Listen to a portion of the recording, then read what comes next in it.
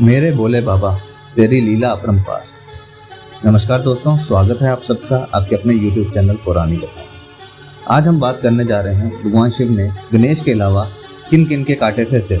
भोला स्वभाव होने के कारण भगवान शिव को भोलेनाथ कहा जाता है, क्योंकि वह अपने भक्तों पर हमेशा कृपा दिखाते हैं और कष्टों से मुक्ति दे देते हैं। त्रिदेवों में भगवान शिव सबसे बड़े हैं और सृष्टि को संतुलन बनाए रखने की उनकी अहम भूमिका है। त्रिदेवों में ब्रह्मा जी ने सृष्टि की रचना की है और भगवान विष्णु उसका संचालन करते हैं और भगवान शिव संहार। भगवान शिव को जिस तरह अपने भोलेपन के कारण जाना जाता है, उसी तरह क्रोध के लिए भी उनका नाम विख्यात है। भगवान शिव क्रोध में आते हैं तो देवताओं पर भी प्रहार करने से नहीं चूकते और उनके क्रोध को शांत करना बहुत मुश्किल हो जाता है।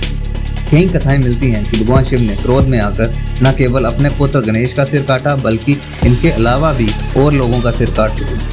आइए जानते हैं ऐसी कथाओं के बारे में। सबसे पहली कथा में जिक्र होता है भगवान ब्रह्मा जी का। भगवान शिव के क्रोध की घटना सबसे पहले उस समय देखने को मिलती है जब ब्रह्मा जी ने भगवान शिव को झूठ बोला और कहा कि उन्होंने शिवलिंग का आदि और अंत जान लिया है।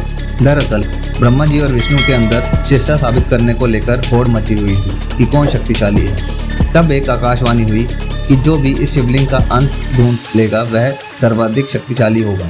लेकिन हजारों सालों के बाद भी दोनों में से कोई भी शिवलिंग का आदि और अंत ना खोज पाए। तब ब्रह्मा जी ने झूठ बोला कि उनको अंत मिल गया है और फिर भगवान शिव प्रकट हुए और एक सर काट दिया। इसके बाद ब्रह्मा जी पंचमुखी से चारमुखी वाले हो गए। उनके सिर काटने के बाद भगवान शिव के हाथों में ही उनका सिर चिपक गया। जहाँ जहाँ भगवान शिव जाते वहाँ वहाँ ब्रह्मा जी का सर भी साथ जाता। शिव को ब्रह्म हत्या का पाप लग गया था।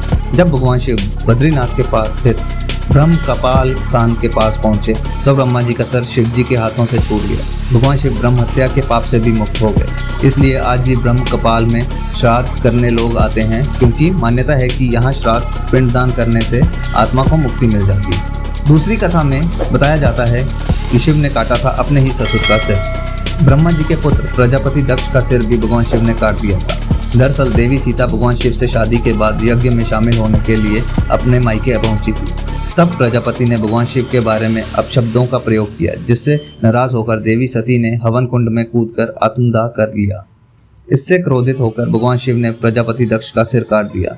बाद में ब्रह्मा जी के आग्रह करने पर भगवान शंकर ने प्रजापति को उसके सिर के बदले बकर का सिर लगाया और यज्ञ को समापन किया। और फिर भगवान शिव देवी सती का शरीर लेकर चले गए। पुत्र भी हुआ भगवान शिव के क्रोध का शिकार। माता पार्वती ने अपने मैल और उपटन से एक प्रतिमा का निर्माण किया और उसमें जान डाल दी। इससे गणेश जी की उत्पत्ति हुई। एक बार माता पार्वती स्नान करने गई तो उसने अपने पुत्र को बाहर खड़ा कर दिया पहरेदारी के लिए और कहा कि उनकी इजाजत के बगैर कोई भी अंदर न आने पाए। कुछ देर बाद भगवान शिव आए और अंदर जाने लगे। तभी गणेश जी ने उनको रोका। भगवान शिव क्रोधित हो गए और दोनों के बीच युद्ध शुरू हो गया। क्रोध में आकर भगवान शिव ने गणेश जी का सिर बहुत दर से अलग कर दिया। जब इसकी जानकारी माता पार्वती को चली तब वह क्रोधित होकर विलाप करने लगी। उनकी क्रोधाग्नि से सृष्टि में हाहाकार मच गया। सृष्टि को बचाने के लिए भगवान शिव ने एक हाथी के बच्चे का सिर गणेश जी के धड़ से जोड़ दिया और पुनर्जीवित कर दिया। भगवान शिव ने काटा था जलंधर का सिर। एक बार क्रोध में आकर भगवान शिव का तीसरा नेत्र खुल गया, जिससे अग्नि प्रकट हुई और इसी कोपाग्नि से एक बालक का जन्म हुआ। बालक को सागर का आश्रय मिला और उन्हीं लहरों में बड़ा हुआ। वह बालक बड़ा होकर काफी क्रूर और दम्भी असुर बन गया, जिसका नाम जलंधर है। जलंधर सागर का जातक पुत्र था।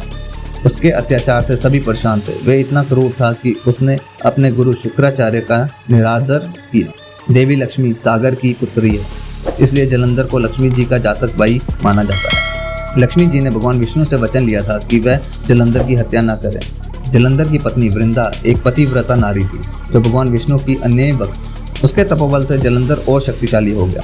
इससे जलंधर देवताओं के लिए चुनौती बन गया और देवी पार्वती पर बुरी नजर डालने की भूल कर बैठा। उसकी शक्ति को कम करने के लिए भगवान विष्णु ने छल से वृंदा का अस्तित्व भंग कर दिया। इसके बाद भगवान शिव ने जलंधर का सिर धड़ से अलग कर दिया। जब वृंदा को इसका पता चला तो उसने भगवान विष्णु को तो श्राप दिया, भगवान शिव को भी काफी नाराज हो। इस कथा में तारकाक्ष, कमलाक्ष और विद्युन्माली ये तीनों मिलकर त्रिपुरासुर कहलाते थे। उनके आतंक ने देवी देवताओं, साधु संतों सभी परेशान कर दिया। इनको ब्रह्मा जी का आशीर्वाद प्राप्त था कि वह उनकी मृत्यु तभी हो सकती है जब अभिजीत नक्षत्रों में तीनों भाइयों के महल एक साथ एक स्थान पर आ जाएं और फिर कोई शांत पुरुष असंभव रथ और असंभव अस्त्र से उन पर वार करे तभी उनकी मृत्यु हो। इस वरदान से वे लोग अजय हो गए थे और स्वर्ग लोक से देवताओं को भी भगा दिया था। तब महादेव ने एक अद्भुत रथ बनाया जिसके पहिए सूर्य और चंद्रमा बने। भगवान शिव ने कार्तिक पूर्णिमा के दिन अभिजीत नक्षत्र में त्रिपुरासुर का सिर धड़ से अलग कर उनका अंत कर दिया, जिससे सभी देवी देवता प्रसन्न हुए और महादेव को त्रिपुरी और त्रिपुरांतक नाम दे दिया।